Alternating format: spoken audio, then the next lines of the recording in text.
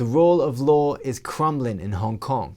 This is forcing many Hong Kongers to leave the region. They say they welcome the UK's offer to BNO passport holders. NTD's Neil Woodrow reports. Andrew is one who wanted to flee Hong Kong. He's a BNO passport holder. He wears a mask to protect his identity. He felt the national security law imposed on Hong Kong last year was not good for pro-democracy people such as himself.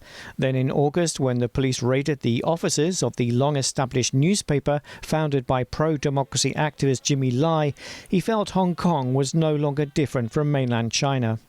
At that time of thinking that Hong Kong was turning to the dictatorship. So I left Hong Kong last year's August. Another is Aragon. He says since June 2019, the situation in Hong Kong had escalated quite quickly, with police violence increasing, many hundreds of corpses found with hands bound behind their backs and some with bullets in them. He felt he had no choice but to leave. But by doing so, he feels there's no chance to go back home. Even non-activists and not political figure, anyone that have left Hong Kong, if they try to get back to Hong Kong for any purpose, there is a chance that they would be monitored or even followed by the police or the national security agents. That's my understanding, basically. So that is the most difficult part. Aragon is trying to encourage someone close to him to leave. He fears for those who remain in Hong Kong. I hope that millions of people will be fleeing Hong Kong for freedom, for their own life.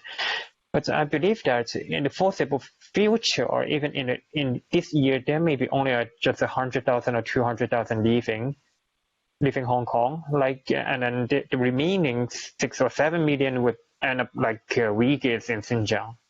The CCP's iron grip on Hong Kong is getting ever tighter. Senior Chinese Politburo member Wang Yang on Thursday said that Beijing will resolutely support the principle that Hong Kong should be governed by communist patriots. On Friday, China Premier Li Keqiang said they will resolutely guard against anti-terror interference by external forces in Hong Kong's affairs. Back in the UK, MP Andrew Rosendale referenced a report on Hong Kong that found hard evidence of widespread harassment at best and torture at worst. Rosendale urges Dominic Raab to impose Magnitsky-style sanctions on senior officials in Hong Kong responsible for the continued perpetration of human rights abuses against Uyghurs and Hong Kongers. This includes major political figures such as Carrie Lam. Neil Woodrow, NTD News.